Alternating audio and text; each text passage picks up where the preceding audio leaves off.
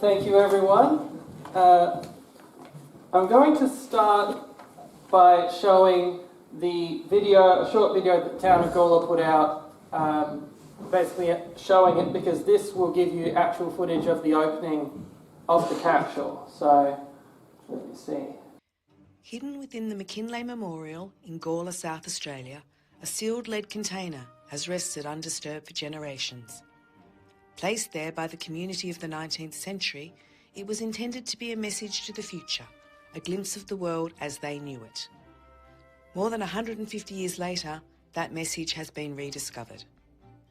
To ensure the contents were opened safely and preserved for the future, the capsule was entrusted to the specialist conservators at Artlab Australia, who opened the time capsule on the 24th of February 2026.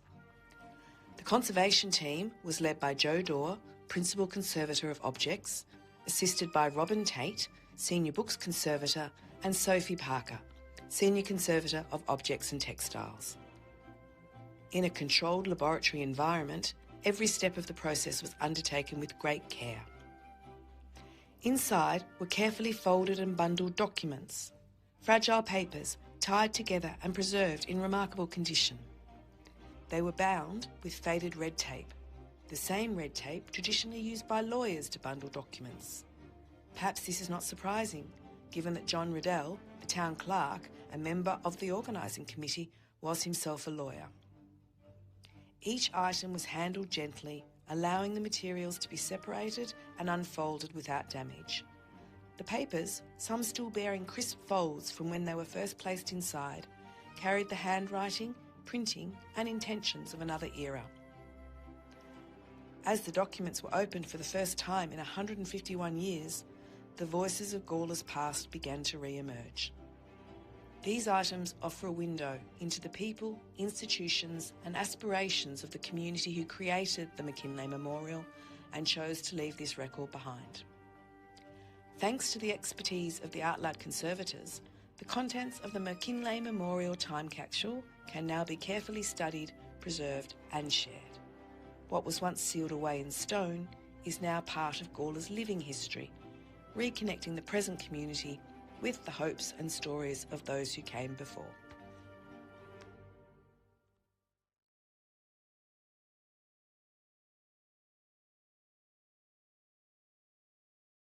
This was a video that the town of Gawler put up on their social media pages. If you want it expertly narrated by Jacinta, you can go and look that up on Facebook, Instagram, TikTok, YouTube.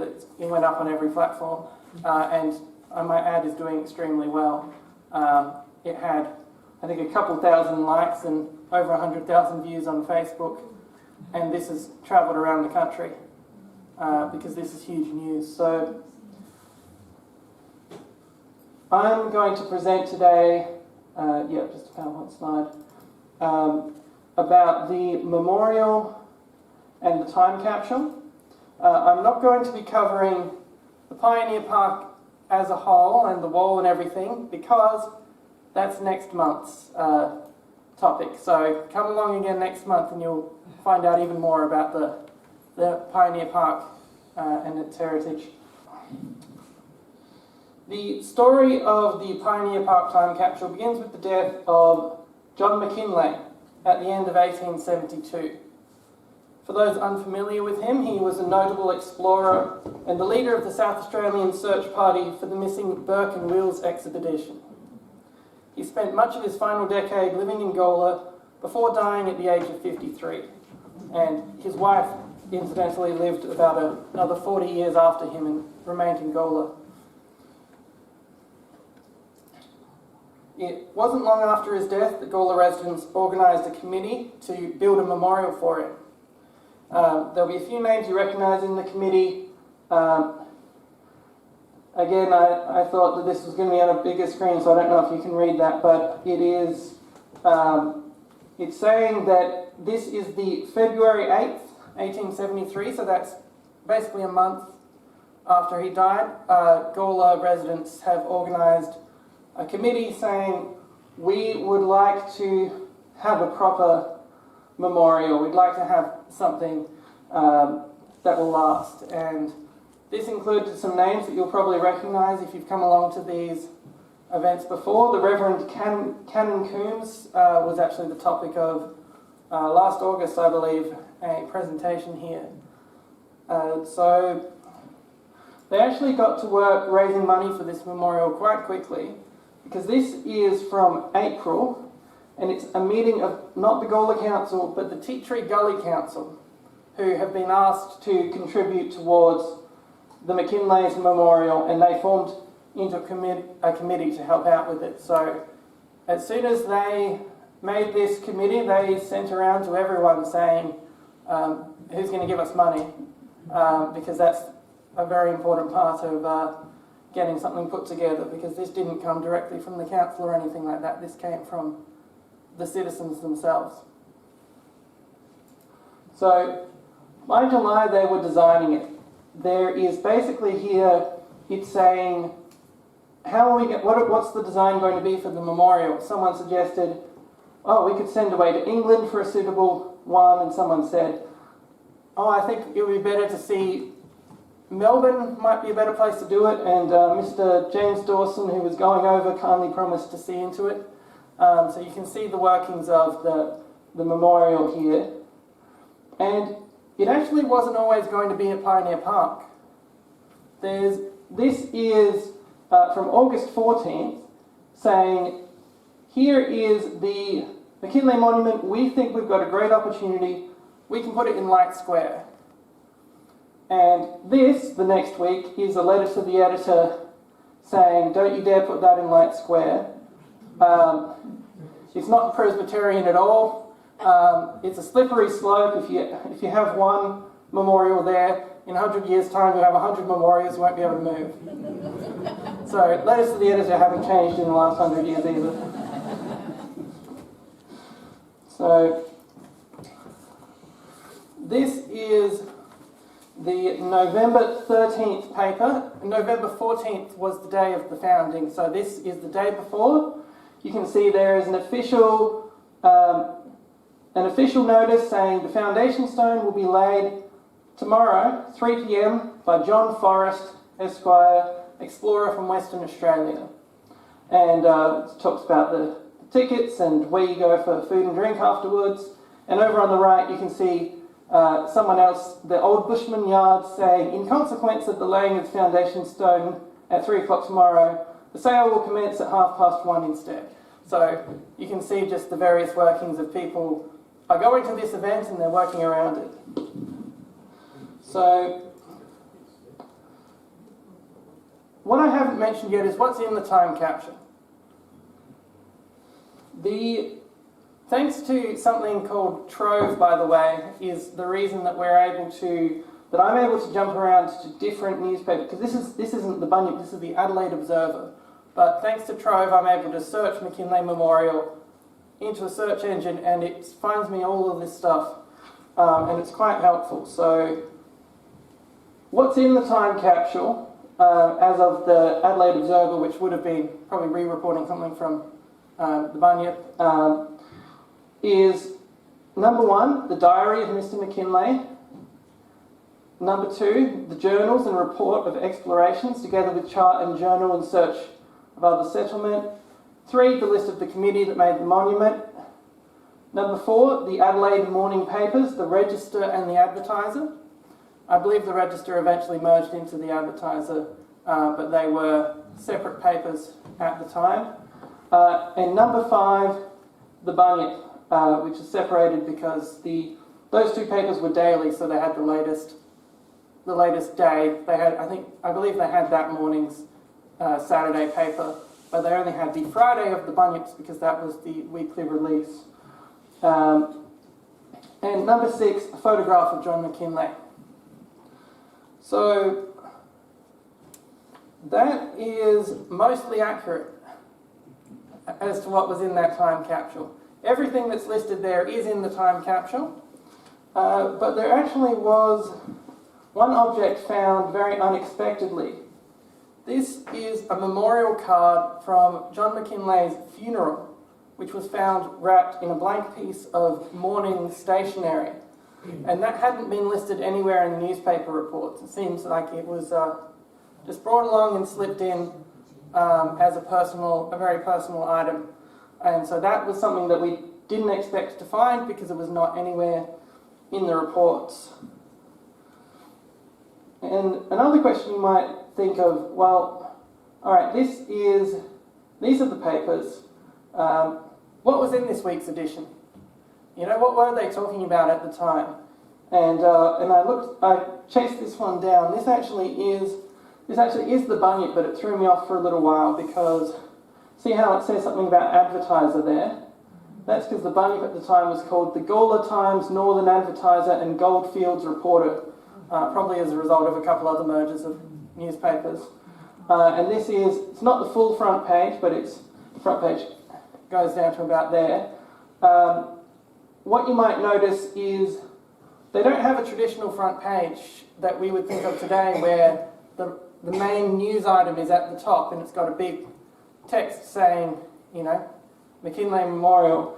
This is all just ads. This is all just saying, here's what you can buy, here's, it's basically, here are the people paying for the paper, page 1, and then page 2, let's get around to talking about the news. So, let's see. So what was in it? A surprising amount of dodgy medical advertisements.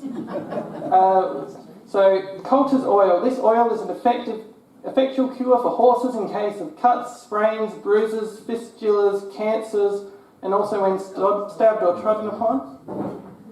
And it's also been found likewise valuable by many persons in case of cuts, bruises, sprains, chilblains, snake bites, scorpions, centipedes, etc. The wound should be well washed with warm water and soap before application of the oil. 2 shillings a bottle from Thomas Coulter in Smithfield. And on the right here, it says, don't trust medicine. So I think I might be more inclined to this person at this particular time in medical history because there's a lot of exciting products in there. Some of the other things that were in the week's Bunyip that went in, we've got unclaimed letters at the Gawler Post Office. So people were being called out if they hadn't picked up their letters by the postmaster. The Prince Albert Hotel just got a new publican.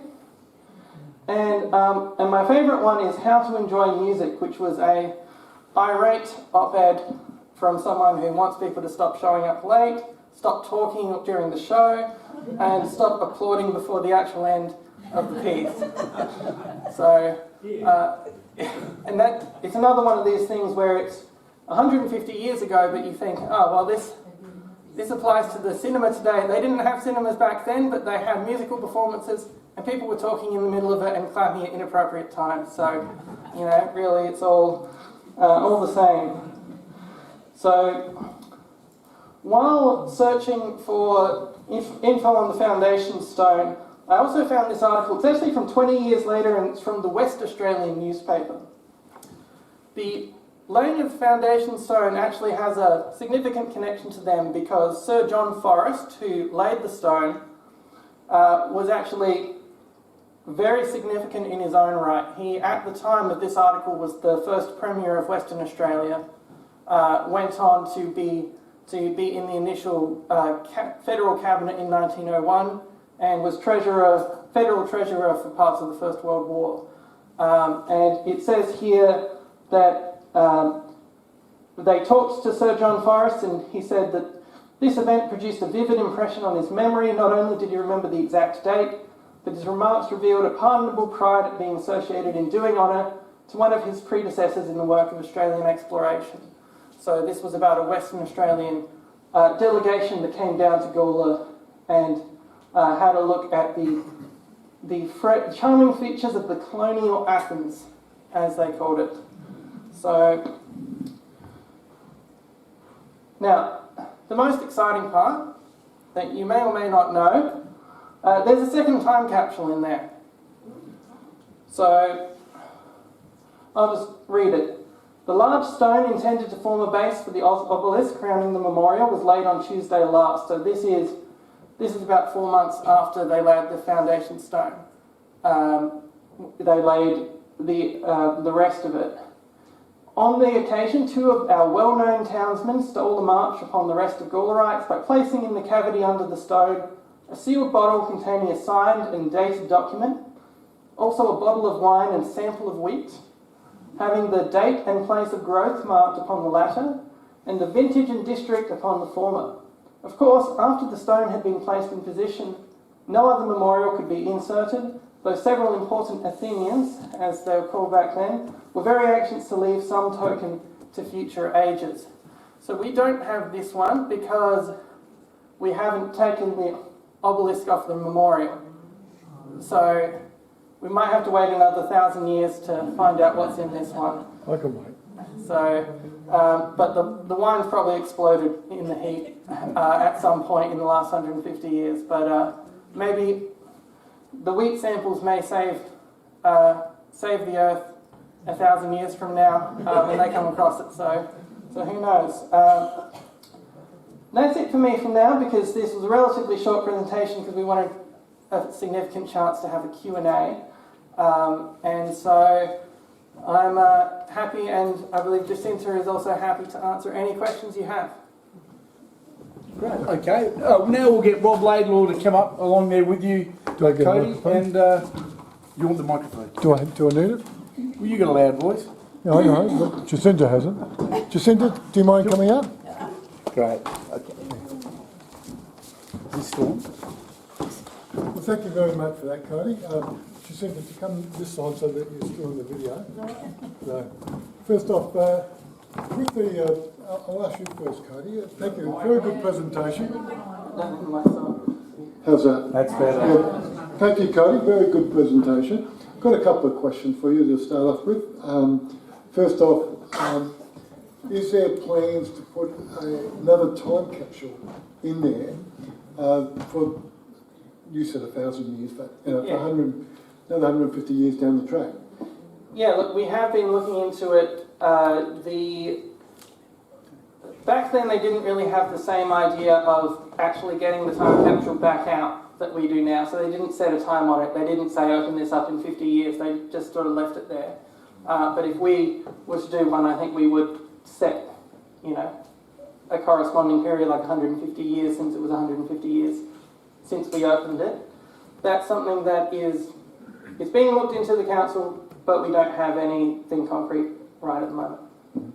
Now, Cody, I've noticed sort of like you publicise a lot of things on Facebook and things like that. You obviously had a lot of enthusiasm for this particular project. So when did you find out about it, and what drove that enthusiasm? Look, we found out about it, the councillors as a whole. Basically, it was December last year, I believe, and they were just doing more renovation works to the walls and the memorial. And I'll add the memorial actually looks probably the best it's looked in possibly my lifetime in terms of... It is really good. Yeah, and to us it was exciting. It was also another, because what I haven't mentioned is that this is about the 8th incident to happen during these works to rehabilitate the walls and the monument over a several year period. To learn more about that, come back next month. But yes, it's very exciting, because this is, especially when we discover that it was in pristine condition, because that means we can bring it out again. The plan is, it's out at the moment for making sure it's preserved, but the plan is for it to come back to Gawler, and then we can have an exhibition. And I think that would be really exciting, because the thing that might not have happened, because if you saw in that video, that was actually a lead brick which is an interesting way of doing it, but clearly it completely cut off all air and everything was perfectly preserved. And Superman couldn't see through that, could he? Yeah, no. So it's safe from Superman being able to see what was in it, and us, because we weren't sure.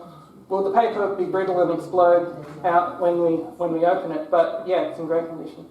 And just one more question before I go on to Jacinta. What was it like doing all that research on Trove? Because that's very exciting. When you're looking for something and you find stuff, it can sort of, you can get distracted a little bit. Were you distracted much for one, and for two, what was it like piecing it together? It's like a puzzle, wasn't it? Oh yeah, look, it's always exciting. I am a historian. I have a history degree, so this is something that I enjoy doing for research. Is digging into little rabbit holes, and I was like, oh, this is good, but I should send it to Helen for next month's presentation instead of doing it at this month's, because there's just so much there, and I think it's a really valuable resource trove. Something that I guess I'll spruik on behalf of the history team is we're wanting to expand how much of trove is on there, because 1954 is the latest date that the bunyip is available on trove, and so anything after that can't be searched. So you have to physically, page by page, go through each edition, but you can't type in the word McKinlay and have search results say it's here, here, here, and here. And that makes it 30 times easier to discover anything that you need to do historically. So we are definitely looking to help fund the expansion of trove, because it's a gold mine to anyone trying to look through our history. Yeah, it's a project that the Gawler history team are doing at the moment. We're looking at accepting funding to do that project, to get on trove. But how many people here have used trove? So you all know about that. It's quite a special thing. And talking about something special, what was it like being a witness to the opening of the box, to actually see it opening? So it doesn't show in the film, but it took a long time. It's really slow. So it's a little snip at a time, and a snip at a time, and a snip at a time. The lead box had been under a stone, so the weight of the stone had made it slightly concave, and that meant when they snipped it open, the documents inside were stuck in the concave, which made it, again, really slow, just slowly get them and pull them out.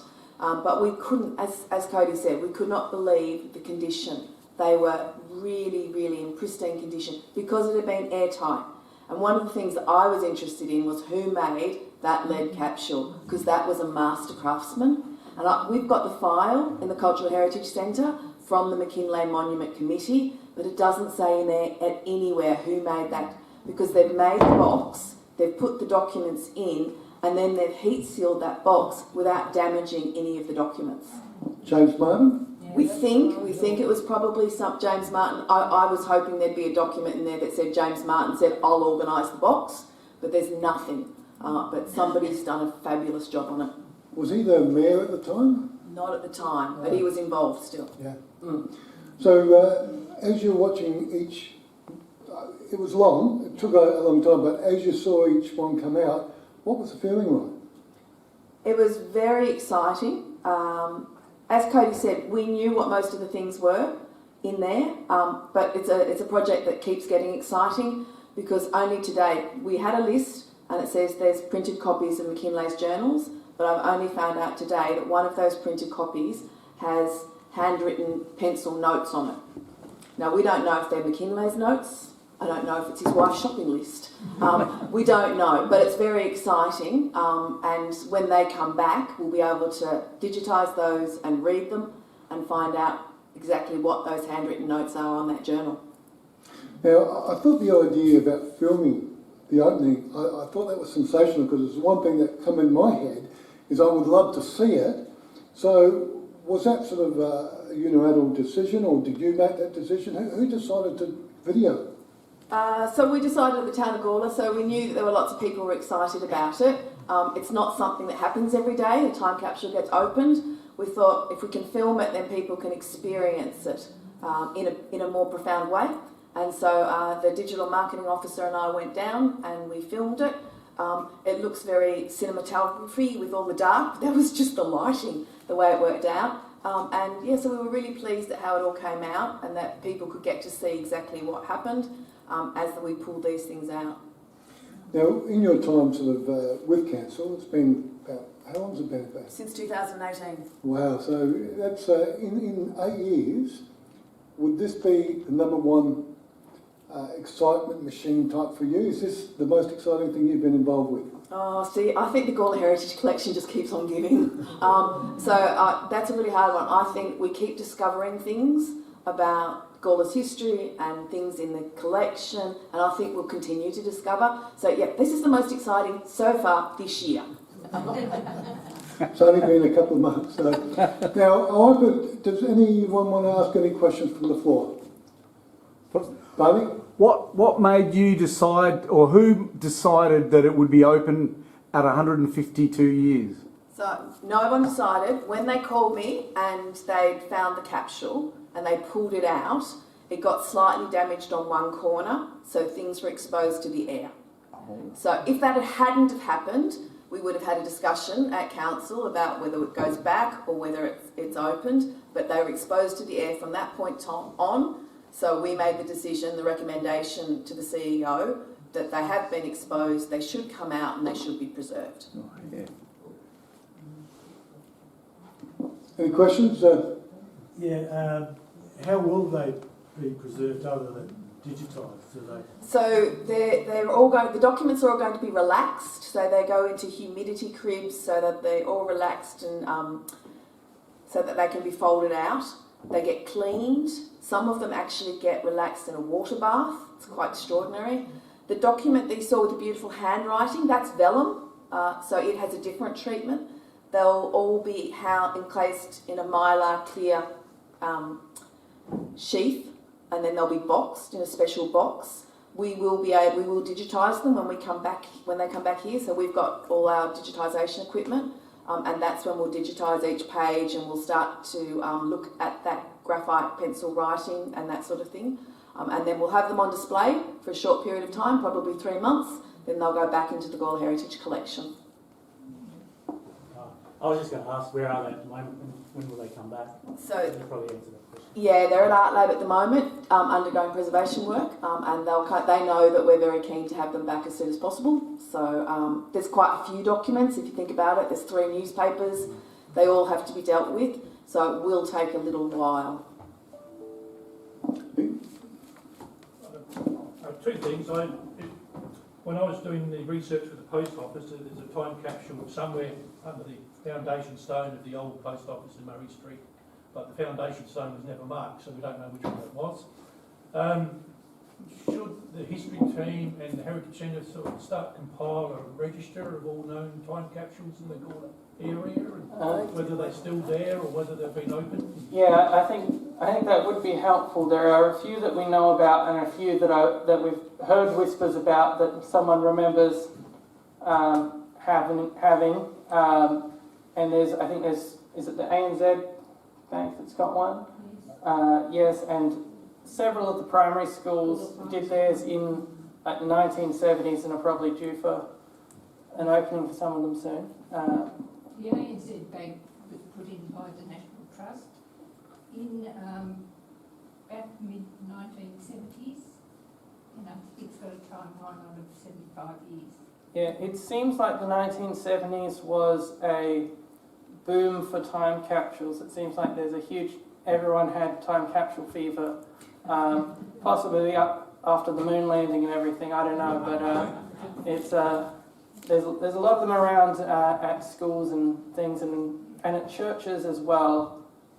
Some of the early churches, the Catholic and possibly the Anglican churches, I think there are some that also weren't designated for opening. As I was saying before, in the early days when they were originally built, the time capsules weren't there to be opened in 100 years, they were just there. And so some of them are just under foundation stones for buildings that are still standing. But I think there's a few of them around.